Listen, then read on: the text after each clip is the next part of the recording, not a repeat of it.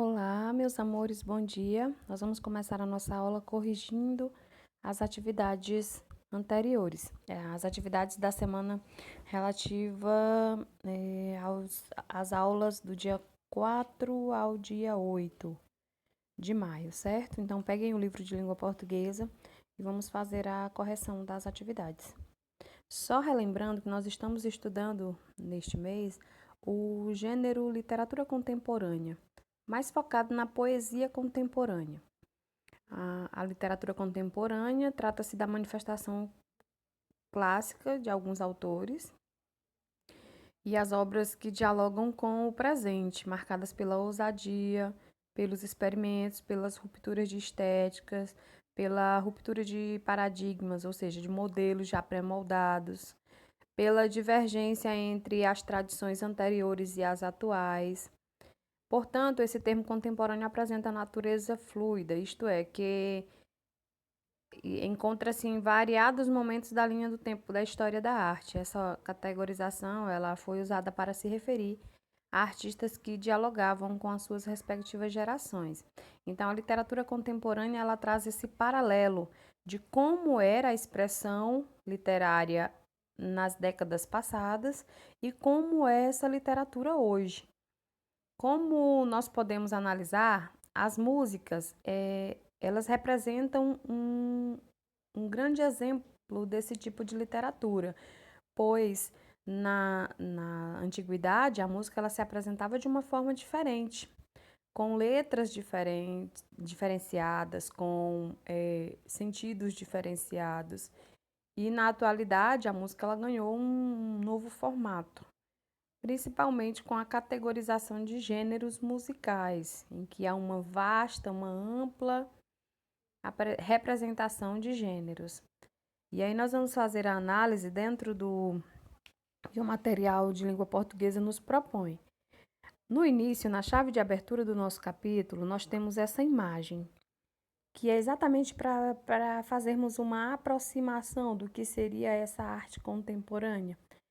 Aí nós podemos relacionar música, literatura e arte, porque uma não coexiste sem a outra, certo? Então, analisemos a imagem a seguir. Façamos ainda uma leitura dessa imagem para tentar entender o que a gente consegue visualizar aí. Observem que é um animal, a representação gráfica de um animal, mas esse animal ele está composto por partes de muitos outros. Nós podemos analisar aí a cabeça de um javali, o focinho, não é? A parte da boca de um jacaré, as patas de jacaré, corpo de lobo ou de cão, o rabo de um rato. Então, houve aí uma junção de múltiplos animais em uma única imagem. É isso que a literatura contemporânea faz, ela junta várias características já existentes da literatura e forma um composto, ou seja, dando origem a uma literatura nova, a uma literatura cheia de detalhes, que analisa os pormenores, que faz uso do contexto, que busca as formas de expressões para criticar ou para expressar o pensamento, o sentimento, as emoções. Então, a literatura ela vai vir com esse formato. A literatura contemporânea ela assume essa característica. E para começar, nós vamos fazer a análise desse texto, A Receita para um Dálmata, ou Soneto Branco com Bolinhas Pretas. Alguns alunos entraram em contato comigo pedindo para tirar dúvidas sobre essa questão do soneto. O que é um soneto? Como eu posso caracterizar um texto como soneto? Por que eu vou dizer que um poema, esse poema aí no caso, é classificado como um soneto? Pois bem, o soneto, ele apresenta uma característica de construção diferente das demais. Ele é composto por 2 quartetos mais 2 tercetos. E aí, o que é esse quarteto? O que eu vou chamar de quarteto? Quarteto nada mais é do que um, uma estrofe com 4 versos. Lembrando que a estrofe é exatamente um composto de versos, e verso é cada linha dessa estrofe. Então, o quarteto ele tem uma composição formada, que é 2 quartetos e 2 tercetos. Se nós fizermos a leitura, nós vamos conseguir identificar outras características desse gênero, certo? Outras características desse tipo de poema, de soneto. Vamos fazer essa análise na leitura. Pegue um papel ou uma parede ou algo que seja quase branco e bem vazio. Amasse-o até que tome forma de um animal. Focinho, corpo, patas. Observe também aí na leitura, meninos, que não há a obrigatoriedade de rimas dentro da produção de um soneto. A proposta maior desse gênero é fazer com que o leitor ele consiga interpretar as entrelinhas, consiga ir além daquilo que está escrito, daquilo que está presente no texto. Então, a gente tem que fazer uma análise bem maior. A gente tem que se aprofundar na leitura, no contexto e fazendo correlação daquilo que a gente está lendo com o que a gente já conhece, certo? Na segunda estrofe, vamos analisar o que ele nos propõe. Em cada pata ponha muitas unhas e em sua boca muitos dentes. Caso queira, pinte um focinho de qualquer cor que pareça rosa atrás, na bunda. Ponha um fiapo nervoso. Será seu rabo. Pronto, ou quase. Deixe-o lá. Fora, espere chover, nanquim. Agora, dê grama ao focinho. E se ele rejeitar, é dálmata. Se comer e mugir, é uma vaca que tens. Tente outra vez. Observe aí que ele faz um texto instrucional sob forma de poema. Esse poema se caracteriza como soneto. O soneto por apresentar estas características que eu mencionei, que são 2 quartetos, 2 estrofes com 4 versos, e 2 tercetos, que são 2 estrofes com 3 versos. E analisem que tudo o que ele descreveu aí, receita para um dálmata, lembrando e contextualizando que dálmata é uma raça de cães, certo? Que é aquela raça que apresenta características de... ele tem a cor branca com manchas pretas. E aí, por isso que o texto faz esse paralelo. Receita por quê? Porque está dando instruções. É um texto injuntivo, está ensinando como fazer, dando instruções de como fazer. E a receita para um dálmata é a receita para a construção desse animal, ok? Aí vamos fazer agora a análise com base no vocabulário desconhecido. O que é focinho? Focinho é a parte saliente da cabeça de alguns mamíferos e peixes, que compreende a boca e as ventas, ou seja, as narinas, as ventosas, por onde sai o ar, entra e sai o ar. Fiapo, fio delgado, fiozinho, ou seja, algo fino. Nanquim, tinta preta, que se usa em desenho e que vinha da China. Então, aí nós já vimos a contextualização de uma palavra nova, desconhecida por nós até então. Vamos partir para a primeira questão.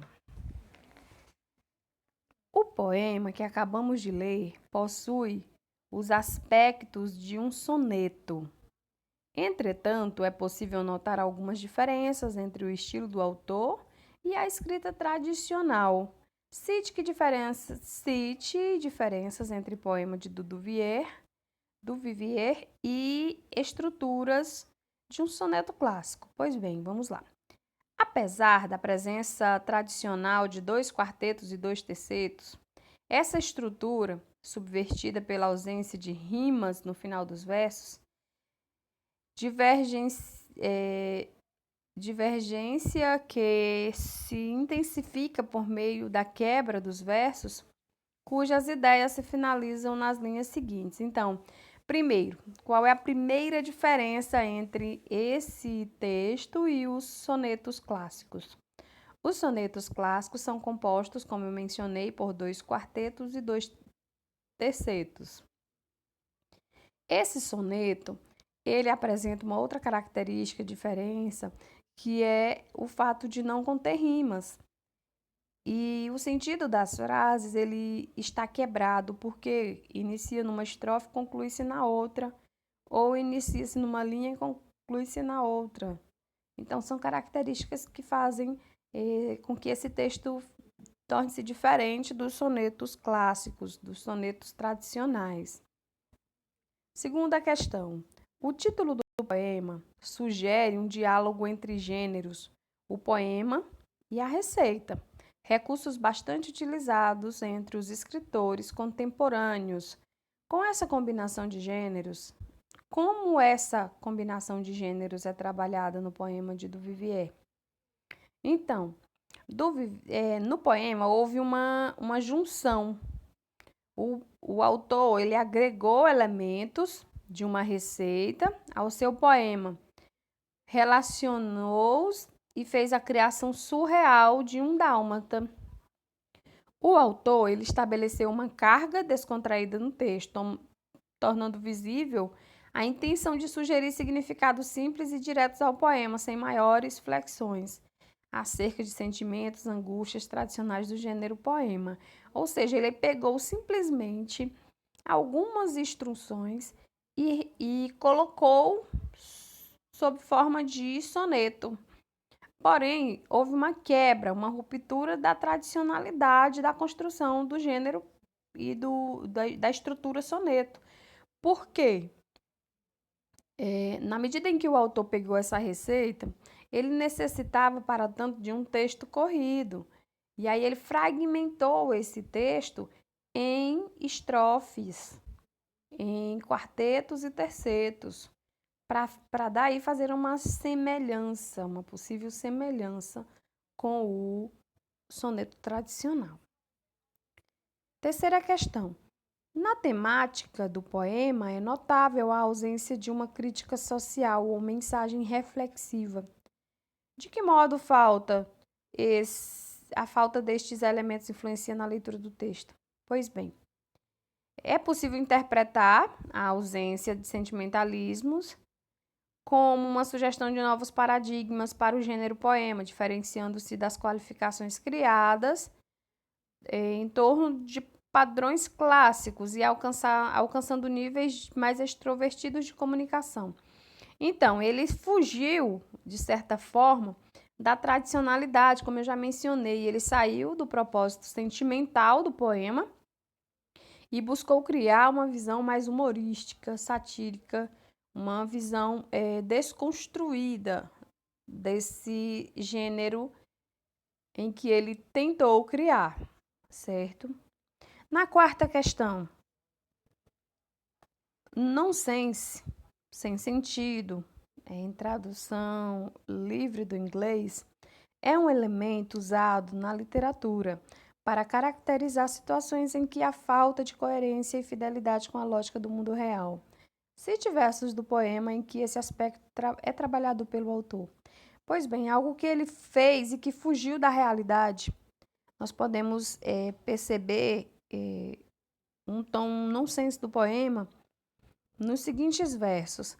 Deixe-o lá fora e espere chover, nanquim.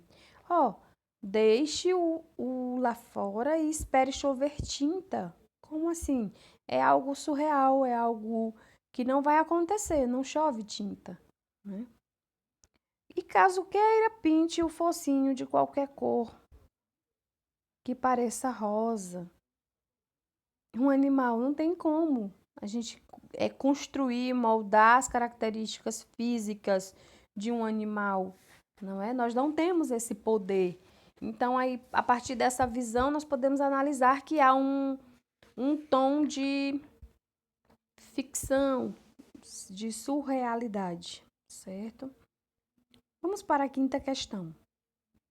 Os poetas contemporâneos, eles costumam optar pelo antilirismo, traço herdado do estilo poema-piada, do modernismo brasileiro.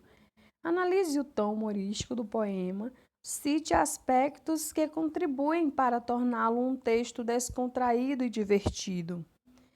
Pois bem, mencionei na questão anterior que o autor ele fez uso de um tom satírico e humorístico para tentar despertar a atenção do leitor, fugindo daquela tradicionalidade da construção do soneto. O humor no poema ele pode ser evidenciado não somente pela sua temática, mas também pela forma como o poeta escolhe articular sua receita. No final do poema, por exemplo, ele utiliza um efeito cômico que se faz presente na possibilidade de a receita dar errado. Porque ele diz assim, no final do texto, se dê a ele capim, ou dê grama ao bicho, se ele rejeitar é dálmata, se comer e mugir é uma vaca que tens. Então ele fez nesse momento uma correlação com a possibilidade da receita que ele acabara de fazer dar errado, né? E aí, ao invés de um dálmata, surgisse então uma vaca. Por que ele fez essa correlação? Porque tanto o dálmata pode apresentar essas características físicas de tons de branco e preto, quanto as vacas, né? As vacas também podem apresentar essas características, essas semelhanças de cores. Sexta questão. Cite características do gênero receita que podemos encontrar na estrutura do poema e dê exemplo de versos que esses aspectos apareçam em destaque. Pronto. Nessa questão, nós vamos pegar os trechos em que o autor faz uso de verbos no imperativo, que são verbos instrucionais, verbos de solicitação, de súplica, de pedido ou de ordem. Por exemplo, dê, ponha, não é? Pegue. Então, os versos que apresentam esses verbos, nós vamos anotar nessa questão. Um exemplo, dê grama ao bicho, ponha um fiapo nervoso, né? Esse uso de enumeração indicando quantidade também. Pegue um papel ou uma parede. Então, observe aí, o pegue, ponha, dê, são verbos no imperativo, porque está dando instruções, está ordenando. Sétima questão. Diferentemente dos poemas mais tradicionais, a receita para um dálmata possui, segundo o título, soneto branco com bolinhas pretas, né? Nesse título alternativo, percebemos um jogo de sentidos, causado pelos adjetivos usados para descrever o produto da receita. Com qual trecho do poema esse jogo semântico se relaciona? Quando ele coloca aí o jogo de sentido, ó, soneto branco com bolinhas pretas. Um dálmata ou uma vaca, ambos animais brancos com bolinhas pretas, como sugere, né, segundo o título, existe essa possibilidade de ser criado com base na receita que o autor dá no decorrer do texto. Assim sendo, segundo o título, seria uma referência à possibilidade de uma receita ter mais de um resultado, ou seja, na criação de um dálmata poderia então surgir ali uma vaca. Oitava questão. Pesquise outros autores que, assim como Gregório do Vivier, utilizaram como base a estrutura do gênero receita em suas produções literárias. Compartilhe o poema escolhido com seus colegas e professor. Pois bem, essa oitava questão, eu quero que vocês façam essa pesquisa e vocês vão encaminhar para mim, certo? Estruturem ela no computador bonitinho e envie para mim. Eu vou disponibilizar para vocês o meu e-mail no grupo, aliás, na aula do blog. Ao final da aula, vocês podem verificar o e-mail e já direcionem para mim essa pesquisa. façam o cabeçalho bonitinho, com todas as informações, certo? E essa 8ª questão eu quero recebê-la sob forma de um trabalho. Continuemos. Nós vamos analisar agora um outro texto que também faz parte da poesia contemporânea. Eu disponibilizei esse texto para vocês na aula do blog. Disponibilizei também um outro texto sob forma de vídeo do mesmo autor, da Angélica Freitas, certo? De mesma autora. E aí eu espero que vocês tenham assistido a aula por completo. Eu quero alertar vocês assim que como eu estou utilizando o meu canal para repassar o material a vocês, eu tenho como acompanhar quem está assistindo os vídeos, quanto tempo passa, se conectado no meu canal, se viu a aula até o final. Eu tenho esse controle por meio dos gráficos do canal, certo? Então, eu sugiro que todos os vídeos que eu direcionar para vocês aí no blog, vocês assistam por completo. Não só iniciem e parem, porque eu tenho esse controle. E aí eu estou fazendo a avaliação dentro desses aspectos de assiduidade, certo? Então, esse poema que nós vamos analisar agora, essa poesia contemporânea, A Mulher Vai, da série 3 poemas com auxílio do Google, nós vamos analisar aí que ele faz parte de uma antologia. Antologia é uma reunião de textos com diversos propósitos. Entre eles,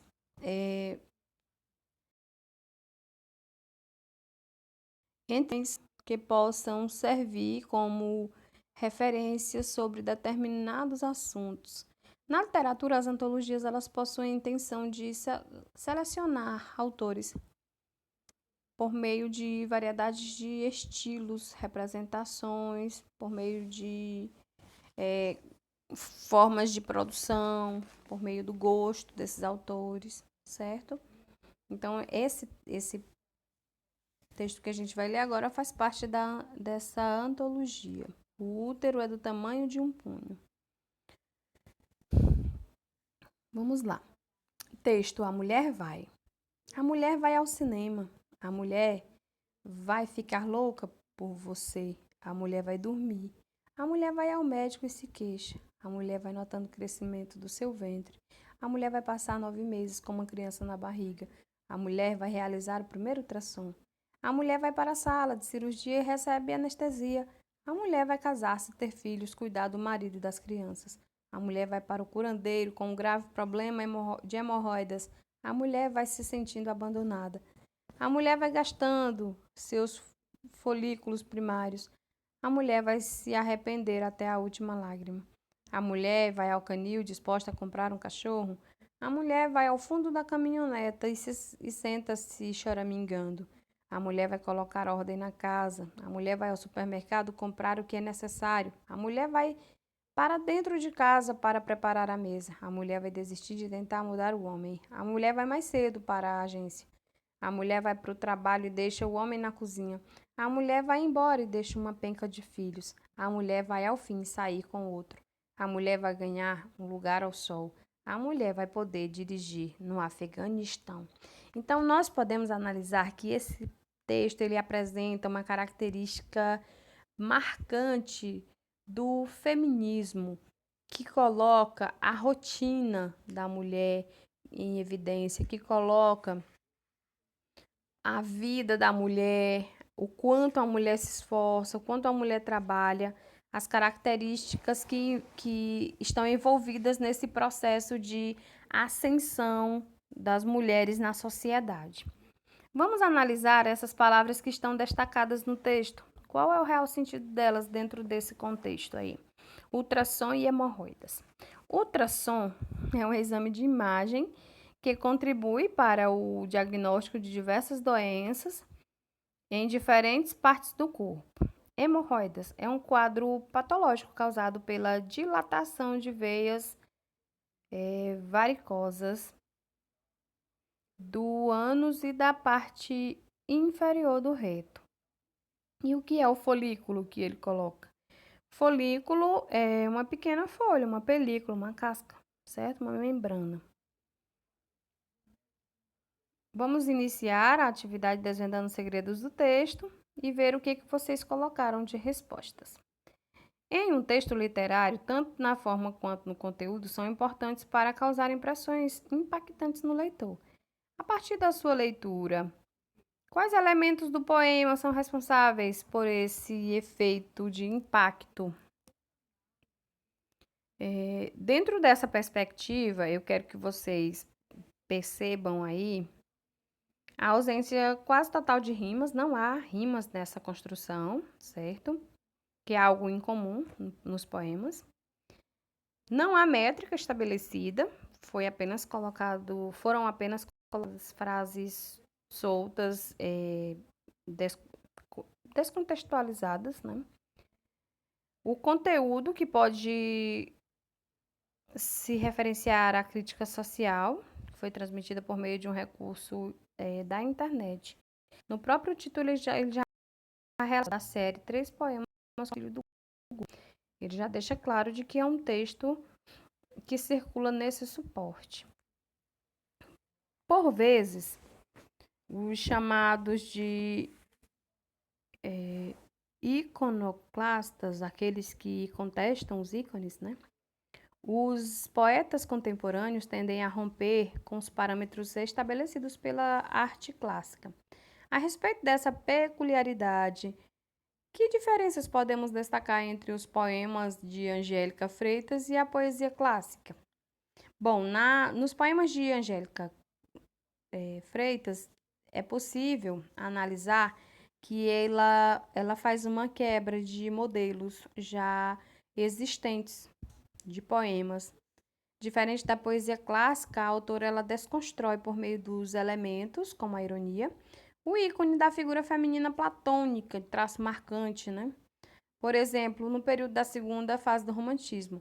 Há também, no poema, a ruptura com os padrões estéticos da forma, com o uso de versos brancos, sem rimas.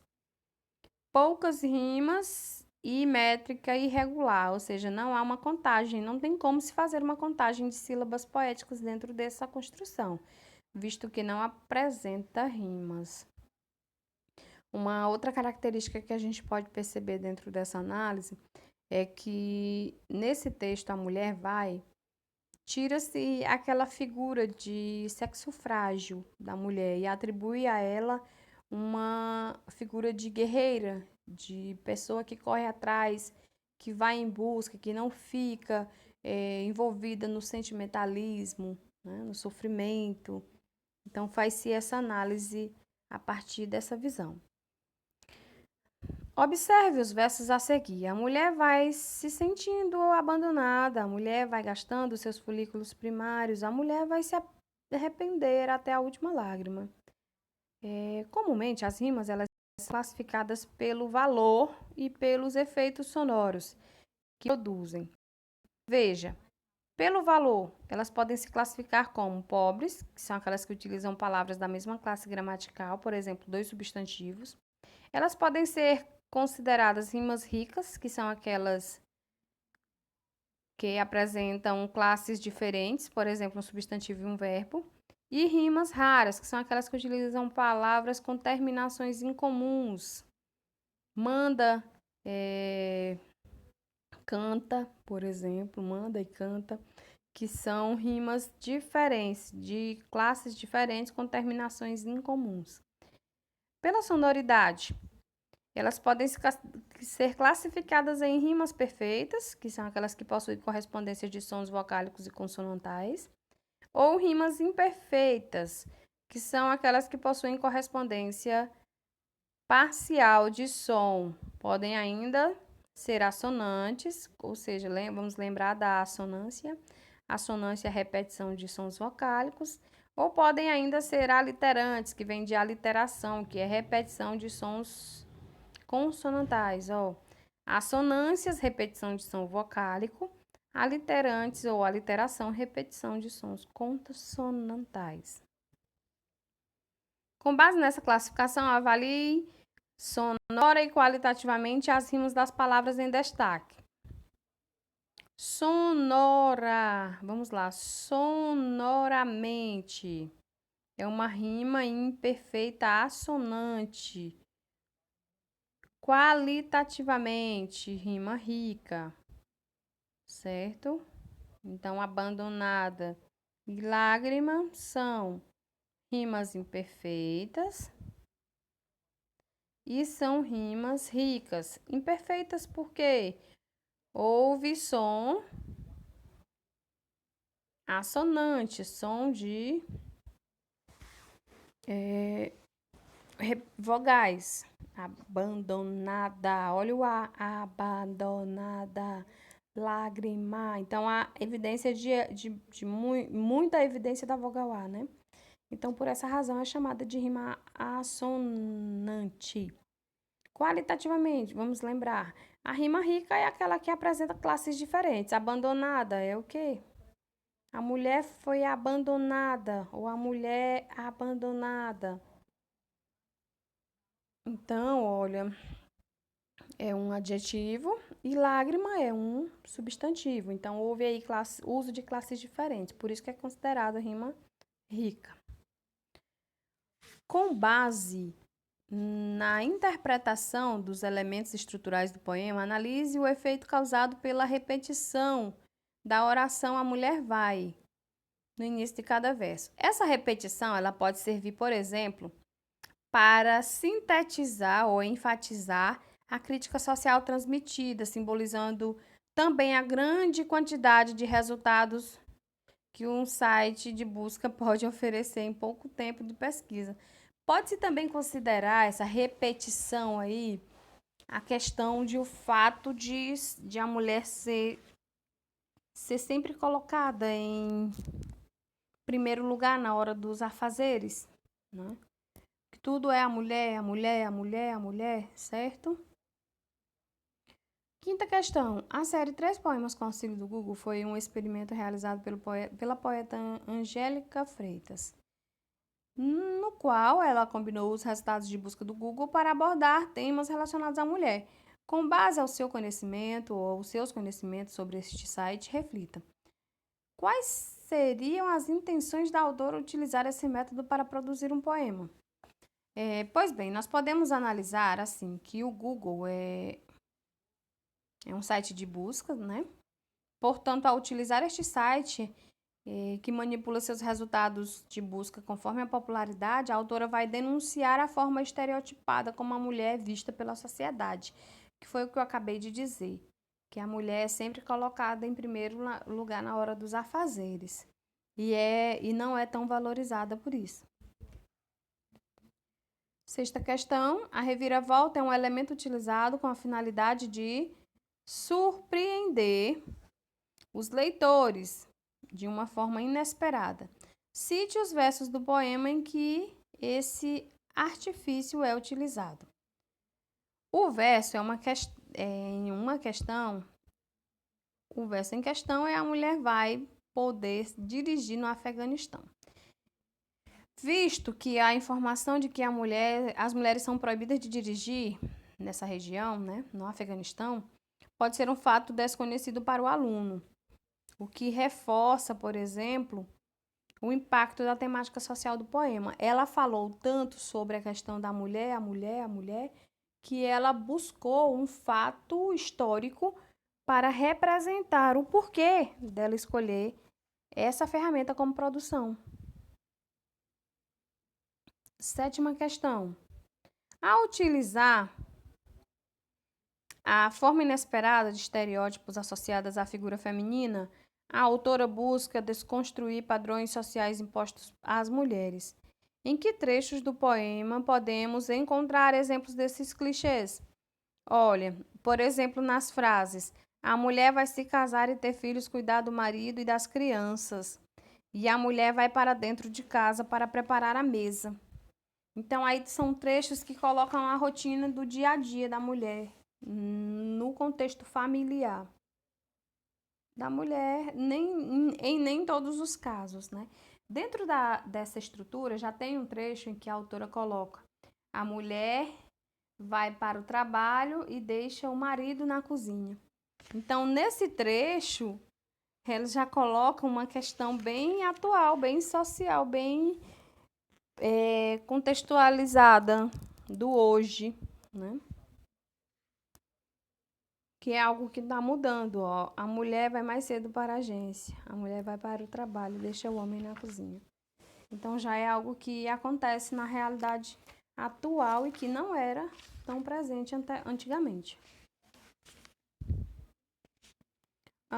Além dos seus experimentos estéticos, a poesia contemporânea também propõe reflexões de cunho social, cite versos em que a autora sugere a quebra de paradigmas sociais. No verso, por exemplo, quando o autor menciona a mulher vai ganhar um lugar ao sol, a mulher vai poder dirigir no Afeganistão, aí evidencia uma mudança de modelo. Paradigma quer dizer modelo, tá? De modelo, enfocando a luta diária das mulheres para alcançar seus objetivos e igualdade social. Esse trato sintetiza também a crítica social do poema. É aí que está o ponto em que a autora queria colocar em evidência. Analisando os versos, a mulher vai ao trabalho, deixa o homem na cozinha. A mulher vai embora, deixa uma penca de filhos. Como podemos associar essas situações descritas com a crítica social contida no poema? Pois bem, houve aí uma inversão de perspectiva, colocando a mulher em situação geralmente protagonizada por homens. A autora explora a problemática da repressão da figura feminina por meio da ideia de que a mulher deve e as mulheres devem ser apenas mães e donas de casa. Ela coloca aí uma quebra dessa teoria. 10ª questão, os versos a seguir, vamos analisar. A mulher vai colocar a ordem na casa, a mulher vai ao supermercado comprar o que é necessário, a mulher vai para dentro de casa para preparar a mesa, a mulher vai desistir de tentar mudar o homem. Por meio desses versos, a autora afirma, de forma ambígua, que a mulher vai alcançar a independência sentimental? Não. A mulher problematiza o paradigma da repressão comportamental feminina. Ela coloca isso como um problema, esse modelo de repressão, de que a mulher ela só tem que ser dona de casa, de que ela não pode assumir outro papel. Então, Angélica Freitas quebra esse modelo e coloca a mulher num outro patamar. 11ª questão. Experimente digitar A Mulher Vai em um site de busca do portal de notícias. Em seguida, compartilhe e debata os resultados com seus colegas. Vocês fizeram essa busca? Foi o que vocês conseguiram encontrar, né? 12ª questão. A partir da interpretação temática central do poema, nós podemos concluir que, primeiro, já até mencionei na minha fala, podemos concluir que a luta acontece também em ações do cotidiano, no dia a dia. 13ª questão. Debata com amigos a respeito do preconceito relacionado à mulher. O que a autora aborda? Dê um exemplo de gestos diários que podem ser praticados a fim de resolver essas problemáticas. Por exemplo, nesse ponto, é importante que vocês analisem que na sociedade atual, a mulher ela vem ocupando outros espaços de destaque. Por exemplo, assumindo posições, né, profissionais que antigamente eram assumidas apenas por homens. Então, essa perspectiva ela tem que ser repassada para o coletivo, porque a mulher é sim capaz e ela pode sim desempenhar os mesmos papéis que o homem desempenha na sociedade. Pesquise exemplos de autores que também inseriram suas produções literárias ferramentas virtuais e compartilhe os resultados com seus colegas. Aí tem alguns, certo? Façam as anotações no caderno de vocês, no livro. Um grande abraço e até a próxima correção. Lembrando que vocês devem fazer o trabalho que eu passei aí no blog e postar até a data limite, 28/5. Um grande abraço a todos.